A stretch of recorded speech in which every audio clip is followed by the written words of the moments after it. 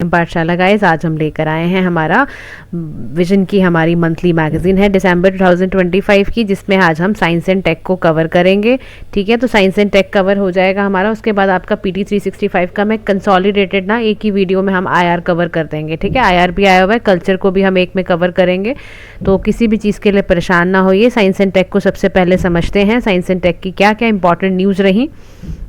सबसे पहले देखो, दिसंबर के मंथ में द शांति एक्ट पे बहुत बात हुई, क्योंकि वो इस बार प्रेजेंट किया गया और प्रेसिडेंट ने इस पे अपने साइन कर दिया, असेंट कर दिया।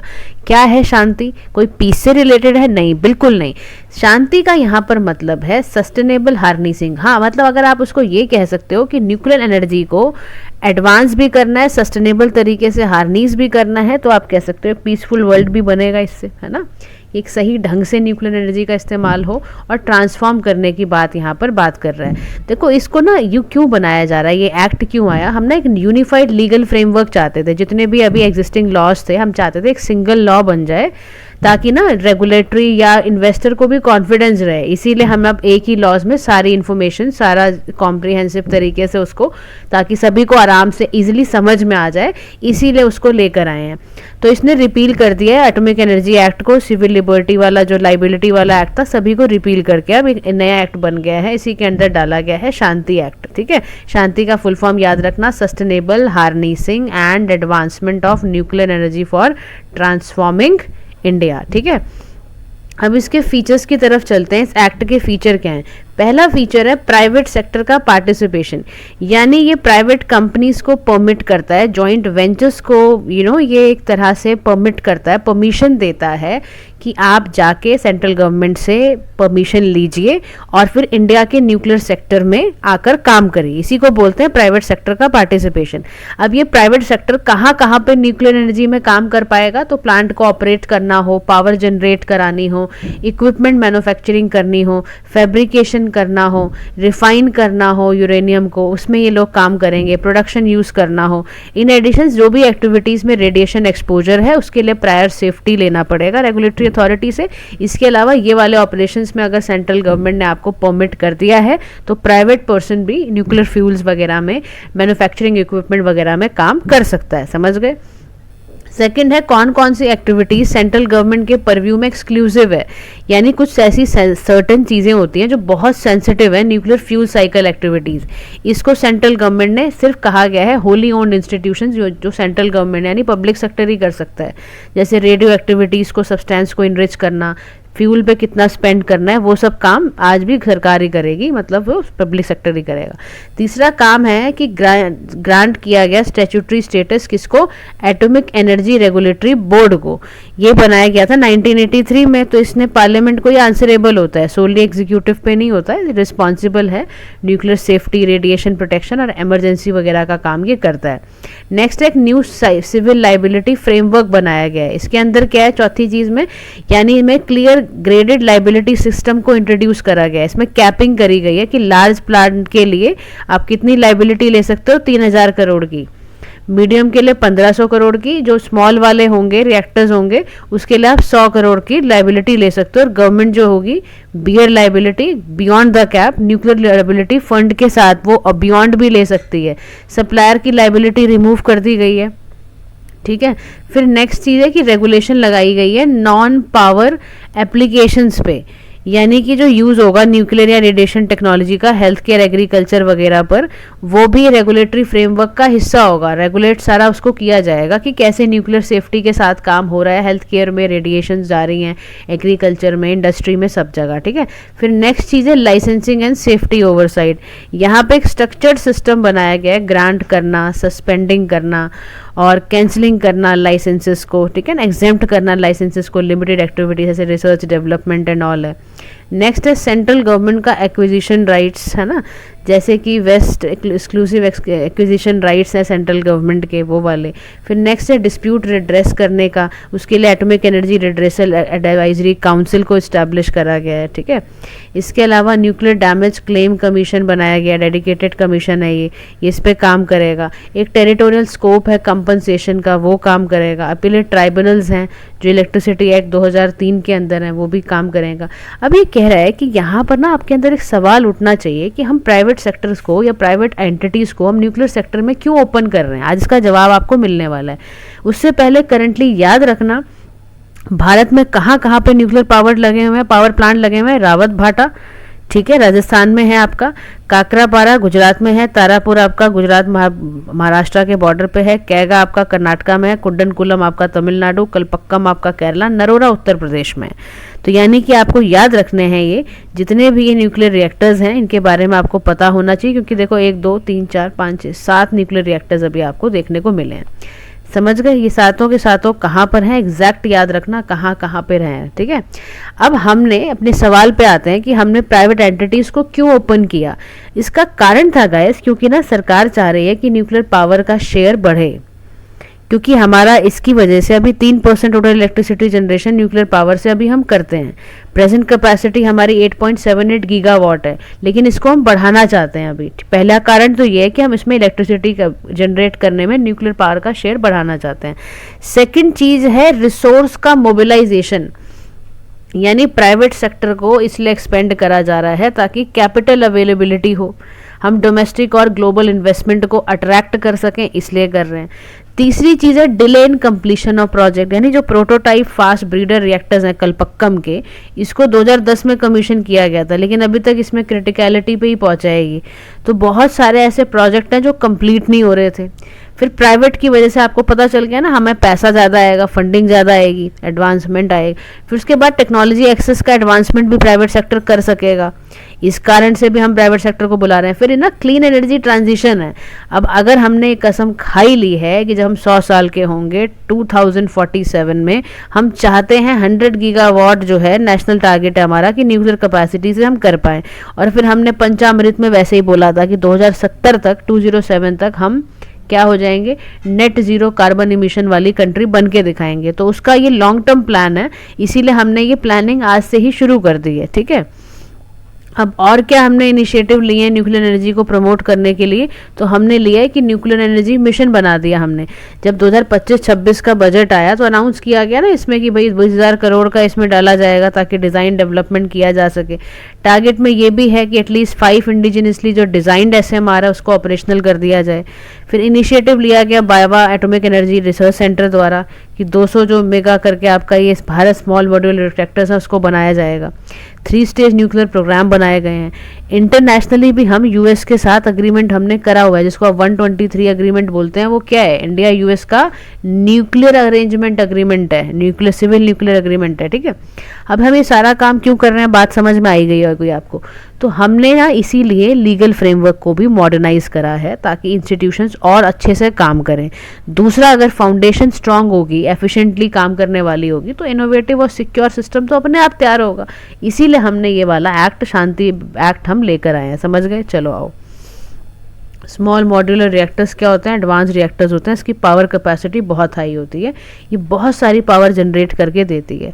तो 2024-25 का जब बजट आया था, सेंटर ने अनाउंस किया था प्राइवेट सेक्टर को हम लेकर आएंगे इसके साथ, ठीक है। टाइप ऑफ न्यूक्लियर रिएक्टर्स क्या होते हैं, लार्ज होते हैं, स्मॉल होते हैं, माइक्रो रिएक्टर्स होते हैं। तो फ्लेक्सिबल हैं, फ्यूल रिक्वायरमेंट की कम ज़रूरत पड़ती है, वेस्टेज कम होती है इससे, तो इसलिए हमें काफ़ी क्लीन टेक्नोलॉजी है।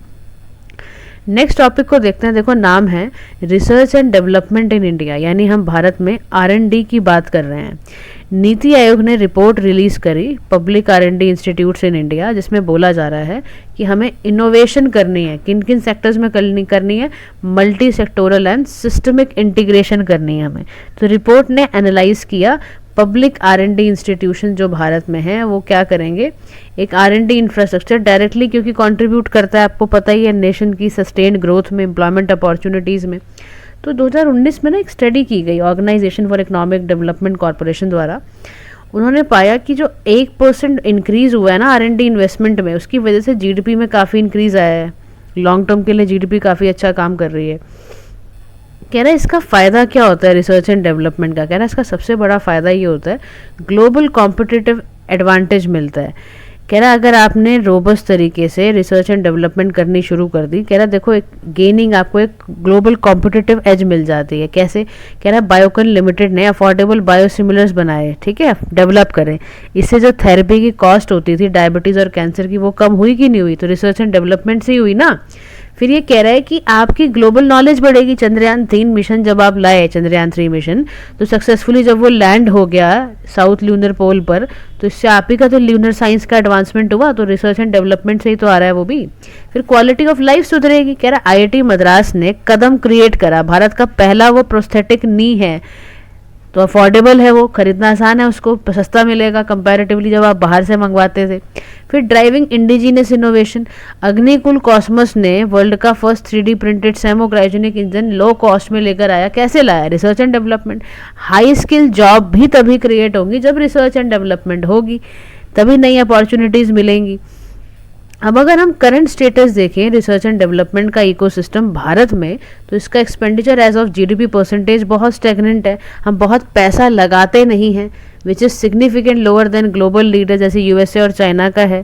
फिर सेक्टोरल डिस्ट्रीब्यूशन है, एग्रीकल्चर है, एलीड सेक्टर है, वो डोमिनेट करता है with 51% of public R&D, health institutions IT पर। फिर R&D इंस्टीट्यूशंस का डिस्ट्रीब्यूशन अगर हम देखें तो among the larger states Karnataka है, उसके पास highest number of research and development institutes हैं, ठीक है ना। इसके अलावा महाराष्ट्र में, गुजरात में, कर्नाटका में सबसे ज़्यादा आप याद रखना है। महाराष्ट्र में आपको पता है सेंट्रल R&D इंस्टीट्यूट्स भी हैं। मेघालय में भी हाईएस्ट नंबर ऑफ, अगर हम स्मॉलर स्टेट की बात करें, मेघालय में भी बहुत सारे रिसर्च एंड डेवलपमेंट इंस्टीट्यूट हैं। और UT लाइक दिल्ली में भी बहुत सारे रिसर्च एंड डेवलपमेंट इंस्टीट्यूट मिलेंगे। कह रहा ग्लोबल रैंकिंग की मानो तो हम 6th हैं पेटेंट फाइलिंग में with 1 lakh plus filing, 3rd हम ट्रेडमार्क में हैं। ग्लोबल इनोवेशन इंडेक्स में भी हम क्लाइंब कर गए हैं। कहाँ हमारी रैंक 2015 में 81st थी, 2025 में हमारी रैंक 38th आई है, तो बड़ा मेजर चेंज है ये। तो कह रहा की चैलेंजेस क्या है रिसर्च एंड डेवलपमेंट की, जहाँ बात आती है तो चैलेंजेस क्या फेस कर रहा है हमारा रिसर्च एंड डेवलपमेंट। तो कह रहा है सबसे बड़ा चैलेंज फेस कर रहा है प्राइमरी फंडिंग सोर्स, यानी गवर्नमेंट सेक्टर जो डोमिनेट हो रहा है अनलाइक डेवलप्ड इकोनॉमीज जहाँ पर प्राइवेट सेक्टर खाली 70% से कंट्रीब्यूट कर रहा है। तो एक बड़ा प्रॉब्लम ये है कि प्राइमरी फंडिंग सोर्स है dominated by government source.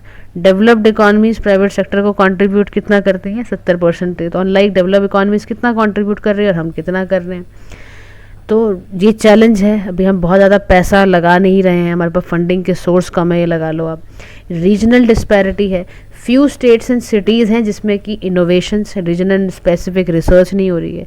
36% institute सिर्फ हमारे साउथ इंडिया में हैं, नॉर्थ में कहाँ है? दिल्ली के अंदर के अलावा सुना आपने? कर्नाटका, महाराष्ट्र ही तो सुन रहे हो। सिनर्जी नहीं है, यूनिवर्सिटीज़ जो हैं वो बस पढ़ा रही हैं। रिसर्च फोकस्ड कहाँ हो, मार्केट फोकस कहाँ हो? आपका teaching focus, market focus, research focus, तीनों में बड़ा डिफरेंस है। तो आप पता नहीं क्या सिखा रहे हो। फिर आपका चैलेंज ये भी है वीक कमर्शलाइजेशन, यानी एक बड़ा ज़बरदस्त गैप है लैब स्केल रिसर्च और मार्केट रेडी प्रोडक्ट्स में। पेटेंट पैराडॉक्स है, सर्ज है क्वांटिटी में जो कि क्वालिटी में ट्रांसलेट ही नहीं हो रही है। एडमिनिस्ट्रेटिव हर्डल्स हैं, रिजिड रिक्रूटमेंट स्ट्रक्चर है, आउटडेटेड प्रोक्योरमेंट रूल्स है, ह्यूमन कैपिटल्स का बहुत स्टेगनेशन है एकेडमिक्स और इंडस्ट्री के बीच में। तो गवर्नमेंट का इनिशिएटिव यही है कि रिसर्च एंड डेवलपमेंट भारत में हो, अच्छे से हो। कह रहा उसके लिए अनुसंधान जो नेशनल रिसर्च फाउंडेशन है इसको बनाया गया था, ताकि ये भारत की एक ऐसी एपेक्स ऑर्गेनाइजेशन है जिसका काम ही है, जो भी हमने कहा ना, टीचिंग फोकस में गैप है, रिसर्च फोकस में गैप है, इंडस्ट्री फोकस में गैप है, उस गैप को ख़त्म करने के काम के लिए ही ANRRF का गठन किया गया था, यानी फॉर्मेशन की गई थी अनुसंधान नेशनल रिसर्च इंस्टीट्यूशन या फाउंडेशन। फिर नेशनल क्वांटम मिशन क्या कर रहा है, उसमें भी तो हमारा यही फोकस है, हम ग्लोबल लीडर बनना चाहते हैं क्वांटम टेक्नोलॉजी में 2031 तक। तो हम काम ही इस पे कर रहे हैं। हमने थीमेटिक हब्स बनाए हुए quantum computing, communication, sensing, material के बारे में। फिर अटल इनोवेशन मिशन, ये सोचो आप 10,000 प्लस अटल टिंकरिंग लैब्स को सपोर्ट करता है स्कूल्स में, इसलिए बनाया। फिर इंडिया AI कंप्यूट तैयार करा गया है, नेशनल IPR पॉलिसी तैयार करी गई है। तो ये सब कुछ क्यों किया गया है? ताकि रिसर्च एंड डेवलपमेंट हो सके अच्छे से अच्छा। तो वे अहेड में क्या कह रहा है, रिसर्च एंड डेवलपमेंट इकोसिस्टम को हम कैसे इम्प्रूव कर सकते हैं? पहली चीज़ है प्लेस बेस्ड इनोवेशन, यानी जो फ्यूचर के रिसर्च एंड डेवलपमेंट इंस्टीट्यूट्स होंगे उनको कोलोकेट करा गया है इंडस्ट्रियल क्लस्टर्स में, जैसे सिलिकॉन वैली है यूएसए की, ताकि रिसर्च इंश्योर हो सके और lab to production time reduce हो सके। शेयर्ड हब्स का इस्टेब्लिशमेंट करा गया, कह रहा है इंस्टेड ऑफ डुप्लीकेटिंग रिसोर्सेज कुछ यूनिवर्सिटीज़ ने क्या करा गया है, स्टार्टअप्स प्रोवाइड करे हैं, स्मॉलर इंस्टीट्यूट्स खोले हैं। इंसेंटिवाइज करा गया है गवर्नमेंट लेड से government enabled research and development. Academic research and development का कन्वर्जेंस तैयार करा गया है, MIT यूएसए है ना, ये सब क्या करते हैं, ये क्या करते हैं, पार्टनरशिप कर लेते हैं इंडस्ट्री के लोगों से और उनको एक्सचेंज कर लेते हैं रिसोर्सेज और नॉलेज। तो वो काम आपको भी करना चाहिए। फिर जुडिशरी को स्ट्रेंथन बहुत ज़्यादा ज़रूरत है करने की, क्यों नहीं बना देते हो आप एक हाई कोर्ट का डेडिकेट बेंच जो IP पे काम करेगा, सीधा इंटेलेक्चुअल प्रॉपर्टी राइट्स पे काम करे वो। तो उसके साथ साथ आपको ना इंटेलेक्चुअल प्रॉपर्टी का अपीलेट बोर्ड को अबॉलिशन कर देना चाहिए। हमें चाहिए फटाफट से केसेस रिजॉल्व हों, अब बहुत ज़्यादा टाइम ना लगे इन चीज़ों में। तो रिसर्च एंड डेवलपमेंट समझो अब बैकबोन इंजन बन चुका है और कैटलिस्ट बन चुका है इकोनॉमिक ग्रोथ के लिए। अगर आप अपना सपना साकार करना चाहते हो 3 चीज़ों का, कौन कौन सा, आत्मनिर्भर भारत, आपका $5 ट्रिलियन की इकॉनमी और विकसित भारत, अगर ये तीनों का सपना पूरा करना चाहते हो, ग्लोबल कॉम्पिटिटिवनेस को लीड करना चाहते हो, तो भारत को अपना आज से ही रिसर्च एंड डेवलपमेंट स्ट्रॉन्ग करना पड़ेगा। समझ गए यहाँ तक? चलो नेक्स्ट हम चलते हैं अभी अपने टॉपिक पे, जिसका नाम है national blood transfusion bill 2025। Parliament के सामने इंट्रोड्यूस करा गया ताकि एक यूनिफॉर्म नेशनल फ्रेमवर्क बने, ताकि हम ब्लड बैंक्स को रेगुलेट कर सके और उसका ट्रांसफ्यूजन कैसे हो रहा है उसके लिए ये बिल लाया गया था। अब डेडिकेटेड नेशनल लॉ है ये भाई, स्टैंड अलोन लेजिस्लेशन है जिसका काम है ये चेक करना कि कलेक्शन कैसे हो रहा है ब्लड का, टेस्टिंग कैसे हो रही है, कहाँ रखा जा रहा है, प्रोसेसिंग कैसे हो रही है, ह्यूमन ब्लड्स पे कैसे चढ़ाया जा रहा है, ये सब काम करता है। इवन जो नेशनल ब्लड ट्रांसफ्यूजन अथॉरिटी है, आपको पता है उसका काम क्या है? इसका हेडक्वार्टर नई दिल्ली में ही है। इसका काम ही है रेगुलेशंस को चेक करना, ब्लड सेंटर्स में जाके खूब सुपरविजन करते हैं ये। जितने भी आपको लाल पात लैब ये सब दिख रही है ना लैब है, ये सब पे जाके चेक करते हैं। फिर यूनिफॉर्म नेशनल स्टैंडर्ड, आपको प्रिस्क्राइब इन्फोर्स करना है uniform standard quality safety management of blood की। मैंडेटरी रजिस्ट्रेशन करवाना है ब्लड सेंटर्स का। नेशनल हेमो विजिलेंस सिस्टम तैयार करने की ज़रूरत है। स्ट्रिक्ट पीनल प्रोविजंस बनाने की ज़रूरत है, ठीक है ना। अदर इंपॉर्टेंट क्या है, voluntary and non remunerated blood donations करने।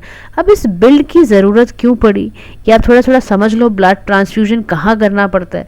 ब्लड ट्रांसफ्यूजन का मतलब है यानी आप होल ब्लड को ट्रांसफ़र कर रहे हो डोनर से रेसिपेंट में, ताकि उसके ब्लड का वॉल्यूम रिस्टोर हो सके, ऑक्सीजन कैरिंग कैपेसिटी इंप्रूव हो सके, उसकी डेफिशिएंसी दूर हो सके। कह रहा है ऐसा ज़्यादातर दिया किस में जाता है, कह रहा है एक रेयर डिजीज़ होती है, हेरिडिटरी ब्लड डिसऑर्डर है जिसका नाम है थैलेसीमिया। यहाँ पर हीमोग्लोबिन एब्सेंट हो जाता है, वो प्रोड्यूस ही नहीं होता। इस बीमारी की प्रॉब्लम ये है कि हीमोग्लोबिन प्रोड्यूस ही नहीं होगा, तो थैलेसीमिया हो गया ऐसे बंदे को। तो ऐसे बंदे को क्रॉनिक एनीमिया हो जाता है और उसको ब्लड चढ़वाना पड़ता है। अब इसीलिए अब ध्यान से सुनो, समझ गए, इतनी गंदी बीमारी है ये। फिर बिल की ज़रूरत क्यों पड़ी, mitigation public health patient safety की बहुत ज़्यादा। कह रहा है रिसेंटली मध्य प्रदेश में सतना डिस्ट्रिक्ट में 6 थैलेसीमिक बच्चे थे जिनको जब ये ब्लड चढ़ाया गया बेचारों को HIV हो गया। सोचो आप कितनी बड़ी घटना है ये। फिर fragmented and adequate legal framework है। ब्लड ट्रांसफ्यूजन कहा आपने ड्रग एंड कॉस्मेटिक्स के अंदर गवर्न करा, रेगुलेटरी गैप्स आते थे, कोई स्टैंडर्ड ही नहीं था आपका क्रॉस स्टेट, आपको पता ही नहीं चल रहा इसलिए बनाया गया। फिर नेशनल स्टैंडर्ड ही नहीं है, रीजनल डिस्पैरिटी है, कैसे करना है क्या करना है आपको पता ही नहीं चल रहा। उसके बाद आपको unreliable blood supply infrastructure gap आएंगे, सीजनल डोनर शॉर्टेज है, अनइवन इन्वेंट्री मैनेजमेंट है, एडवांस फैसिलिटी आपके पास नहीं है, urban rural inter state inequity है ब्लड बैंक स्टोरेज सेंटर्स में, वो सिर्फ अर्बन एरियाज के अंदर ही काम कर रहे हैं। तो कंक्लूजन में कह रहा है कि अगर इफेक्टिव इम्प्लीमेंटेशन हो जाएगा नेशनल ब्लड ट्रांसफ्यूजन बिल का, तो इससे कोऑपरेटिव फेडरलिज्म बढ़ेगा, पेरिफेरल ब्लड सेंटर आपके स्ट्रेंथन होंगे, रोबस्ट डिजिटल और हेमो विजिलेंस सिस्टम आपका इंटीग्रेट करेगा और फिनेंशियल सपोर्ट आपको अच्छा मिलेगा ताकि एक safe equitable reliable blood transfusion nation wide हो सके। बात समझ गए। अब इसी के लिए ही कंपैटिबिलिटी की बात कर रहा है रेड ब्लड ट्रांसफ्यूजन का AB और RH सिस्टम का, कि रिसीवर और डोनर के बीच में जाता कैसे है। देखो 4 तरह के मेजर ब्लड ग्रुप हैं, हम सभी जानते हैं, है ना। ए और जिसमें प्रेजेंस होगा, एब्सेंस होगा, 2 एंटीजन्स का A एंड B, वही है ना। अब इसमें देखो जो प्रोटीन है ना A और B के एंटीजन में, उसको RH फैक्टर कहते हैं, या तो वो प्रेजेंट है या वो एब्सेंट है, ठीक है ना। उसी से हमारे 8 ब्लड काउंट टाइप्स निकल कर आ गए, A plus A minus B plus B minus O plus O minus AB plus AB minus, ठीक है। AB प्लस के लिए हम जानते ही हैं कि इसके पास A B और RH का एंटीजन है, लेकिन इसके पास नेगेटिव एंटी मतलब A नहीं है, एंटी A नहीं है, एंटी B नहीं है, एंटी RH एंटीबॉडी, तो ये यूनिवर्सल रेसिपेंट है, ये सबसे ले सकता है ब्लड। जिसका भी AB पॉजिटिव ब्लड ग्रुप होगा वो सबसे ले सकता है, पर दे किसी को नहीं सकता। O नेगेटिव ब्लड जिसका होगा वो यूनिवर्सल डोनर होता है रेड ब्लड सेल का, क्योंकि उसके पास AB RH D तो होता नहीं है एंटीजन, तो ये they won't trigger N immune reaction नहीं होता इनको। समझ गए यहाँ तक सारी कहानी। चलो आ जाओ, अब आ जाओ नेक्स्ट टॉपिक है आपका सेकंड WHO की ग्लोबल समिट हुई ट्रेडिशनल मेडिसिन पे। तो प्राइम मिनिस्टर ने इसकी क्लोजिंग सेरेमनी को एड्रेस करा। समिट में जब ऑर्गेनाइज हुई तो मिनिस्ट्री ऑफ आयुष भी वहाँ जॉइंटली प्रेजेंट था। तो दिल्ली डिक्लेरेशन, इसकी थीम का नाम रखा गया restoring balance the science and practice of health and wellbeing, ठीक है। इस पर क्लोजिंग सेरेमनी में बात प्राइम मिनिस्टर ने रखी। डिक्लेरेशन में साफ बोला गया, भाई साहब ट्रेडिशनल मेडिसिन को प्राइमरी हेल्थ केयर से जोड़ दो। इसमें इसकी स्ट्रिक्ट एक तो रेगुलेशंस करो, सेफ्टी का ध्यान रखो, इसकी रिसर्च वगैरह में लगाओ। और यहीं पे हमने लॉन्च कर दिया ट्रेडिशनल मेडिसिन ग्लोबल लाइब्रेरी, ताकि आसानी से साइंटिफिक डेटा एक्सेस हो सके, पॉलिसी रिसोर्सेज ये सब हो सके। इवन WHO का इन्होंने साफ साफ बोला है, ये बिल्डिंग इनॉग्रेट भी की गई दिल्ली में जिसका नाम था WHO, इसको CRO बोलते हैं, south east Asia regional office, ठीक है। अब आयुष सिस्टम क्या है? आयुष सिस्टम, आयुष सिस्टम का मतलब है आयुर्वेदा, योगा, यूनानी, सिद्धा, होम्योपैथी, सोवा रिगपा, ठीक है। ये सभी भारत में, यूनानी बस ग्रीस में हुई है और होम्योपैथी जर्मनी में हुई है। इसके अलावा सारे जो आयुष सिस्टम है वो सब भारत में ओरिजिन हुआ है। आयुर्वेदा से हेल्दी लिविंग है, पर्सनलाइज से आपकी हीलिंग हो जाएगी। योगा से माइंड एंड बॉडी की हार्मनी बनी रहती है। इंडिविजुअल टेम्परामेंट को ठीक करने के लिए यूनानी है। सिद्धा आइडेंटिफिकेशन ऑफ कॉजेज हैं। नेचुरल लॉ ऑफ हीलिंग आपकी होम्योपैथी से है। सोवा रिगपा से 5 एलिमेंट बैलेंस हो जाते हैं, पृथ्वी, जल, अग्नि, वायु, आकाश। अब ट्रेडिशनल मेडिसिन का सिग्निफिकेंस क्या है? प्राइमरी हेल्थ केयर है ये। 80% वर्ल्ड की पॉपुलेशन ट्रेडिशनल मेडिसिन में है, ठीक है। वासुदेव कुटुंबकम की बात करी जाए तो the world is one family, ठीक है, इस पे काम कर रहा है। वन हेल्थ अप्रोच की बात कर रहा है कि इससे इंटरडिपेंडेंस एनिमल हेल्थ और एनवायरमेंटल हेल्थ की हो पाएगी। इंडिया का जो आयुष सेक्टर है $43.4 बिलियन का है और एक्सपेंड हो गया है। For India Ayurveda and yoga जो है एक सिग्निफिकेंट इंस्ट्रूमेंट है कल्चरल डिप्लोमेसी और सॉफ्ट पावर का। अब इसी के साथ ट्रेडिशनल मेडिसिन में क्या हो रहा है?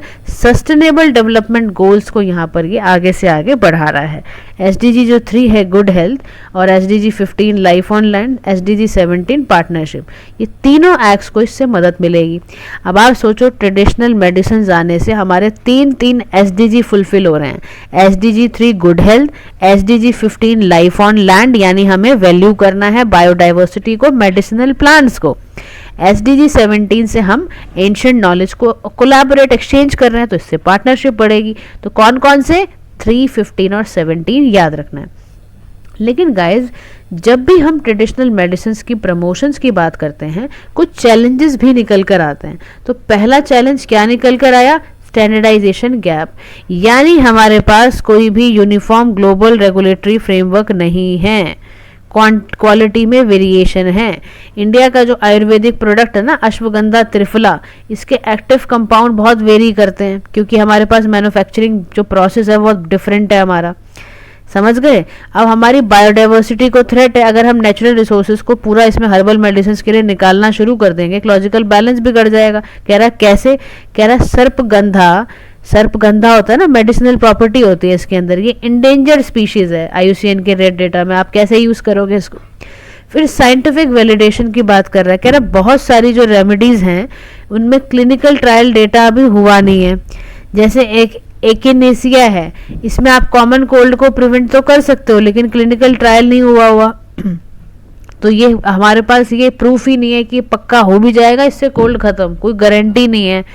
फिर इंटेलेक्चुअल प्रॉपर्टी राइट की बात करो तो जो करंट आईपीआर सिस्टम है वो इंडिविजुअल कॉर्पोरेट्स को तो करता है, लेकिन कॉन्फ्लिक्ट में है बहुत ज़्यादा। तो पेटेंट ग्रांट किया गया यूएसए में for the turmeric for wound healing, later इसको रिवोक कर दिया गया था कि भाई ये क्या चीज़ है। जैसे हल्दी होती है उसको आप लगा लेते हो ना ताकि उससे सूजन कम हो जाए, पहले उस पर दिया गया था, पेटेंट ग्रांट किया गया था यूएस में, बाद में रिवोक कर दिया गया, ये भी प्रॉब्लम है। फिर वे फॉरवर्ड में कह रहा है इन सभी समस्याओं को देखते हुए आप साइंटिफिक वैलिडेशन ज़रूर करें, आपके पास evidence based validation traditional medicine को लेके होना ही चाहिए, तभी आप ग्लोबल ऑडियंस को ये कह पाओगे कि हाँ ये खाने से ठीक हो जाता है। Sui generis IPR, unique IPR system इसके लिए बनाने की ज़रूरत है। कंजर्वेशन करना है, इंडेंजर स्पीशीज़ को प्रोटेक्ट करते हुए काम करना है। रिसर्च करो, अभी इस पे रिसर्च करने की बहुत ज़रूरत है। तो कह रहा है क्या भारत ने कभी कोई ऐसे इनिशिएटिव लिए हैं ट्रेडिशनल मेडिसिन को लेकर? कह रहा बिल्कुल लिया है। जैसे ही नेशनल आयुष मिशन 2014 में आया था, इंफ्रास्ट्रक्चर बनाया गया था, आयुर्ज्ञान बनाया है, स्वास्थ्य योजना है, ट्रेडिशनल नॉलेज के लिए डिजिटल लाइब्रेरी तैयार करी गई है। तो इंडिया का जो ट्रेडिशनल नॉलेज है ना, ये बहुत हॉलिस्टिक रिमाइंडर है और हम ये समझ सकते हैं कि हमारा माइंड बॉडी स्पिरिट को जोड़ के रखता तो है। तो बात तो है इसमें, बस हम इसके प्रूफ पैदा करते हैं तो हमारा काम हो जाएगा। अब और न्यूज़ इन शॉर्ट्स पे काम करते हैं। पहला है क्वांटम इकोनॉमी के ऊपर। नीति आयोग, ठीक है, और आईबीएम, ये दोनों ने मिलकर क्या करा, एक रोड मैप तैयार करा है टॉप क्वांटम 3, क्योंकि इकॉनमी हमें बनना है 2047 में, तो उसके लिए एक मैप तैयार करा गया। ये कह रहे हैं भारत को हम क्वांटम पावर्ड इकॉनमी बनाएंगे ताकि हमारा एक ऐसा सिस्टम तैयार हो जिसमें क्वांटम मार्केट हमारी बड़ी ज़बरदस्त तैयार हो जाए। हम 10 ग्लोबली स्टार्टअप्स तैयार करेंगे इसके, और हम ना $100 100 मिलियन को सरपास करके एक अच्छा रेवेन्यू इससे करेंगे बाय 2035। ग्लोबल क्वांटम सॉफ्टवेयर होंगे, सर्विसेज होंगी मार्केट में। अभी फिलहाल स्टेटस क्या है इंडिया का क्वांटम टेक्नोलॉजी में? तो हम सेकंड ग्लोबली आते हैं। नंबर ऑफ ग्रेजुएट जो हमारे क्वांटम रेलिवेंट फील्ड में हुए हैं 91,000 है, पहले EU है, फिर हम हैं। स्टेट लेवल कंपटीशन की बात करोगे तो कर्नाटका में आपको क्वांटम रिसर्च पार्क बहुत मिलेंगे, फिर आंध्र प्रदेश में मिलेंगे, देखो साउथ की तरफ ही हैं। अब रिकमेंडेशंस कैसी आई रोड मैप की? वर्कफोर्स एक्सपेंशन, यानी क्वांटम ग्रो हो रहा है वर्कफोर्स में 2 से 3 साल। अपॉर्चुनिटी एरियाज इनके प्रायोरिटाइज हो रहे हैं, सिक्योर कम्युनिकेशन, हेल्थ, फार्मा। ये लैब टू मार्केट एक्सेलरेट कर रहे हैं, लीड इन ग्लोबल स्टैंडर्ड में बढ़ रहे हैं, और हम स्टार्टअप्स को बना रहे हैं ताकि ज़्यादा से ज़्यादा हम इस पर काम कर पाएँ। ये हमने अभी रोड मैप तैयार करा है। वर्कफोर्स बढ़ाएंगे, अपॉर्चुनिटी क्रिएट करेंगे, लैब टू मार्केट चीज़ें लेके आएंगे, ग्लोबल स्टैंडर्ड पर काम करेंगे, लाइक दैट। अब क्वांटम टेक्नोलॉजी होती क्या है? अरे जो क्वांटम मैकेनिक्स के प्रिंसिपल पे चले, जो सब एटॉमिक जो पार्टिकल्स होते हैं उसके प्रिंसिपल पे चले, जहाँ पर क्वांटम इंटेंगलमेंट, क्वांटम सुपरविजन होता है, यानी एक ऐसी टेक्नोलॉजी जो क्वांटम मैकेनिक्स के प्रिंसिपल पे जो चलती है वो आपका होता है। अब देखो क्वांटम मैकेनिक्स क्या होता है, आपको सवाल तो आएगा ना मन में, क्वांटम मैकेनिक्स क्या होता है? क्वांटम मैकेनिक्स गाइस, मैकेनिक्स की वो ब्रांच है जो मैथमेटिकल डिस्क्रिप्शन देती है कि कैसे सब एटॉमिक पार्टिकल मोशन में आते हैं, कैसे इंटरैक्ट करते हैं, कैसे वेव पार्टिकल बनाते हैं, कैसे एनर्जी को क्वांटिसाइज करते हैं। ये सारी की सारी क्वांटम मैकेनिक्स में आता है। यानी आप अगर साधारण भाषा में समझो तो कोई छोटा छोटा जो ऑब्जेक्ट है ना, वो साइमल्टेनियसली एक particle, tiny piece of matter कैसे बन जाता है, वेव कैसे बन जाता है, उन सभी का जवाब आपको क्वांटम मैकेनिक्स, क्वांटम टेक्नोलॉजी में देखने को मिलेगा। बात समझ रहे हो? तो अगर एक बच्चे को समझाओगे तो आप यही बताना, बेटा देख प्रॉपर्टी जो मॉलिक्यूल एटम है, इसमें जो टाइनर कॉन्स्टिट्यूएंट है, इलेक्ट्रॉन, प्रोटॉन, न्यूट्रॉन, उसको जानने के लिए, उसके पार्ट्स को जानने के लिए क्वांटम मैकेनिक्स का यूज़ किया जाता है। ठीक है, ये इसके सारे 4 वेक्टर्स हैं। चलिए अब आइए, इसरो का LVM-3 M6 मिशन है एक, ठीक है, सक्सेसफुली आया, इसरो लेकर आया Blue Bird block 2 satellite, lower LEO के थ्रू ये आया है, लो अर्थ ऑर्बिट। अब ये जो लियो आपका ये आया है, इसरो ने जो LVM-3 MX बनाया है, ये 6th ऑपरेशनल फ्लाइट है LVM-3 की, ठीक है, 3rd कमर्शियल मिशन है हमारा। और लॉन्च किया है Bluebird block 2 satellite AST space mobile USA ने। सतीश धवन आपका जो स्पेस सेंटर है श्रीहरिकोटा का, वहाँ से हुआ है। 2019 में ये बनाया गया था, होली ओन्ड कंपनी है। ब्लूबर्ड ब्लॉक 2 जो ना ग्लोबल लियो कॉन्स्टलेशन के लिए ये पार्ट है मोबाइल कनेक्टिविटी का। ये 4G 5G की वॉइस जो जितने भी है ना उसको सबसे जोड़ा हुआ है सैटेलाइट से। अब लियो तो आपको पता ही ऑर्बिट है जो अर्थ के सरफेस के क्लोज घूमती है, इसका एल्टीट्यूड 160 से 2000 किलोमीटर तक होता है। ये सैटेलाइट की इमेजिंग और वो इंटरनेशनल स्पेस स्टेशन के साइट को मेजर करता रहता है, तो कम्युनिकेशन कराने में बहुत ज़बरदस्त काम करता है। और याद रखना बहुत हैवीएस्ट प्लेलोड है ये, ठीक है। Scheme to manufacture rare earth magnets in India. Rare earth magnet हम भारत में चाहते हैं मैन्युफैक्चर हो। क्या होते हैं ये? ऐसे अलॉय जो रेयर अर्थ एलिमेंट से आए, जैसे स्कैंडियम है, लेंथनेसाइड्स है। ये बहुत इसमें एक्सेप्शनल प्रॉपर्टीज़ होती है। मैग्नेटिक फील्ड इसकी अलग, high energy density, superior performance देने वाला, इसका यूज़ बहुत जगह है। रिन्यूएबल एनर्जी इलेक्ट्रॉनिक व्हीकल्स में, एरोस्पेस में इसका बड़ा ज़बरदस्त इस्तेमाल है। तो यूनियन कैबिनेट ने कहा अपने घर में बनाएंगे हम, ताकि इंपोर्ट ना करना पड़े। तो शिंटरिंग एक प्रोसेस होता है जहाँ मैग्नेटिक मटेरियल्स को हीट करके हाई टेम्परेचर में बिना मेल्ट के रखा जाता है। फिर इससे क्या होगा? मैग्नेट स्ट्रेंथ बढ़ गई, मैग्नेटिक परफॉर्मेंस बढ़ गई, और ये और ज़्यादा रेजिस्टेंट हो गया, ये कोरोजन नहीं होगा, इस पर जंग नहीं लगेगा। तो 7,880 करोड़ रुपया लगाए जा रहे हैं। इंसेंटिव स्ट्रक्चर भी बनाया गया, रखा गया है 5 सालों के लिए, ठीक है ना। तो ये ऐसा इंसेंटिव है। 6450 इसमें सेल लिंक इंसेंटिव होगा। स्टार्टअप के लिए 750 करोड़ दिए जाएंगे। ऑब्जेक्टिव पता है इसका क्या है? भारत में मैन्युफैक्चरिंग इसकी अपने घर में ही करें हम, सेल्फ रिलायंस, ठीक है। उसके बाद क्या है? इसकी बेनिफिशरीज भी एलोकेट करे गए हैं ग्लोबल कॉम्पिटिटिव बिडिंग में। End to end manufacturing integrate की जाएगी, जैसे रेयर अर्थ ऑक्साइड है, मेटल अलॉय हैं। ड्यूरेशन 7 साल की है इसकी, लाइक दैट। अब प्रोजेक्ट सन कैचर समझो क्या है। गूगल के CEO ने अनाउंस करा company has begun work on a long term research initiative Project Suncatcher. इसका एम क्या है? Solar power data centre space में बनाना। ये गूगल का इनिशिएटिव है, ताकि वो एक सोलर पावर सैटेलाइट कॉन्स्टलेशन बनाए और लार्ज स्केल पे मशीन लर्निंग कंप्यूटेशन बना सके। इसको इक्विप करा गया है गूगल के टेंसर प्रोसेसिंग यूनिट में। इससे क्या फ़ायदा होगा? अर्थ बेस्ड डेटा सेंटर का जो इन्वायरमेंट पे इम्पैक्ट पड़ता था वो ख़त्म हो जाएगा। वल्नरेबिलिटी जो केबल कट की होती थी, नेशनल डिजास्टर की होती थी, वो ख़त्म हो जाएगी। डेटा की सोवेनिटी बनी रहेगी। आउटर स्पेस ट्रीटी के अंदर ये काम हो सकेगा, ठीक है। तो ये भी आप ध्यान रखना। प्रोजेक्ट सन कैचर क्या है? गूगल का इनिशिएटिव है, ताकि वो एक सोलर पावर सैटेलाइट बना सके, ठीक है। आगे आपका है direct firing site navigation system के बारे में बात करते हैं। भारत और फ्रांस ने साइन करा है ये। इसमें सिग्मा 30 नेविगेशन सिस्टम बनाया गया है। इसका काम है autonomous artillery engagement without GPS। CM3MR direct firing speed है जो कि इन्हांस कर रहा है आर्टिलरी। तो direct firing site navigation system क्या इंडिपेंडेंटली GPS पे फंक्शन करता है ये। जहाँ भी operational heavy jammed electronic warfare reliable होगा उस पर काम करता है। एडवांस्ड है और विजिबल टारगेट्स पूरे करेगा, डायरेक्ट फायरिंग करेगा, ठीक है ना। और इसमें ऑप्टिकल साइट्स भी होती हैं। ध्रुव 64 माइक्रो प्रोसेसर है। क्या है ये? एक माइक्रो प्रोसेसर है। हमारा फर्स्ट फुली माइक्रो प्रोसेसर है, 12 कोर वाला। माइक्रो प्रोसेसर क्या होते हैं? किसी भी इलेक्ट्रॉनिक डिवाइस का मॉडर्न ब्रेन होते हैं, जैसे मोबाइल और कंप्यूटर्स का। तो इसको डेवलप करा है CDAC ने और माइक्रो प्रोसेसर डेवलपमेंट प्रोग्राम ने, यानी centre for development of advance computing. Other भी हैं हमारे पास, शक्ति है, अजीत है, विक्रम है, सारे माइक्रो प्रोसेसर हैं जो भारत में डेवलप हुए हैं। नेक्स्ट जनरेशन हम धनुष प्लस बना रहे हैं, तो भारत में बनेगा तो 20% हमारे साइरो माइक्रो बाहर भी जाएंगे मैन्युफैक्चर हो गए, तो उससे भी हमारे पास पैसा आएगा, है ना। फिर UNGA का डिक्लेरेशन है non communicable disease and mental health पर बनाया गया। कह रहा है ऐसा पहली बारी पॉलिटिकल डिक्लेरेशन हुआ है जहाँ पर बोला गया कि हम ना नॉन कम्युनिकेबल डिजीज़ को एड्रेस करेंगे, जैसे कि मेंटल हेल्थ। क्योंकि ग्लोबल हेल्थ टारगेट यही है कि हमें ना 150 फ्यूअर टोबैको यूज़र्स, ये सब जितने भी यूज़ कर रहे हैं, इसका हम ना लेके चल रहे हैं अभी कि कैसे कैसे हमें ख़त्म करनी है चीज़ें। तो ना न्यू NCD बेसिकली लेकर आए, oral health, lung health, childhood cancer, ये सब पे।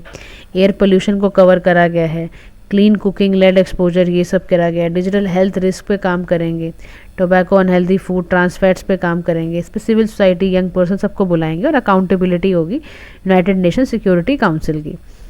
अब इसमें ना NCD देखो आपको क्यों इस पर इतना काम हो रहा है, क्योंकि जो ये नॉन कम्युनिकेबल डिजीज़ है, आपको पता है हर साल ये 18 मिलियन प्री मैच्योर डेथ कराती है। आप सोचो कितनी खतरनाक है ये, इसके कारण बहुत सारे होते हैं नॉन कम्युनिकेबल डिजीज़ के। जेनेटिक्स भी हो सकता है, एनवायरनमेंट हो सकता है, बिहेवियर फिजियोलॉजिकल कारण हो सकते हैं, और 1 बिलियन लोग मेंटल हेल्थ से वैसे ही परेशान हैं। कॉमन प्रिवेंटेबल रिस्क फैक्टर हैं tobacco, unhealthy diet, like that. तो एनसीडी है क्या? Affordable medicine and reliable implant. Bharat में इनिशिएटिव लिया गया इसको ठीक करने के लिए। ईट राइट मूवमेंट चलाई हमने कहा भी तेल ठीक से खाओ, बहुत तेल मत खाओ खाने में। आपने टेलीमानस, ये सब मनोदर्पण हम लेकर आए ताकि ऐसे लोगों को हम सुन सकें। उसके बाद है न्यूट्रोफोरांस, ये FSSAI का है, food safety and standard authority of India का। इसका रीजनल ऑफिस ने क्या करा है, सैंपल कलेक्ट करें एग्स के, ताकि इसका जो रेसिड्यूज़ है उसका टेस्ट कर सकें। अपना ये ना ब्रॉड स्पेक्ट्रम एंटीबायोटिक्स है, जैसे आपका न्यूट्रोफुरोजोन होता है, और ये कॉमनली वेटनरी ड्रग्स हैं। किसके लिए? एंटी बैक्टीरियल हैं, सबसे पहली बात। और वेटनरी ड्रग्स क्या हैं? एंटी इन्फ्लेमेटरी हैं। ये क्या है? एंटी इन्फ्लेमेटरी है। इसको ना फूड प्रोसेसिंग जो एनिमल्स हैं उसमें बैन करा हुआ है। कंसर्न क्या है इसका? जीनोटॉक्सिक्स, म्यूटाजेनिक और कार्सियोजेनिक रेसिड्यूज में परसिस्ट इवन आफ्टर कुकिंग भी ये देखने को मिलता है। ठीक है, तो ये आपका हो गया साइंस एंड टेक वाला पार्ट। सोशल इश्यूज, कल्चर एक साथ आएगा, लेकिन उससे पहले हम PT 365 का वो कवर करेंगे। ठीक है, तो गाइस मैगजीन हो जाएगी। एक चैप्टर बचा है, इसको प्रिपेयर कर लो, क्योंकि इसके चैप्टर के बाद ही मैं आपको इमीडिएटली क्वेश्चंस दूंगी। ठीक है, तो वो आपको मिल जाएंगे। Thank you so much for listening. Have a nice day to all.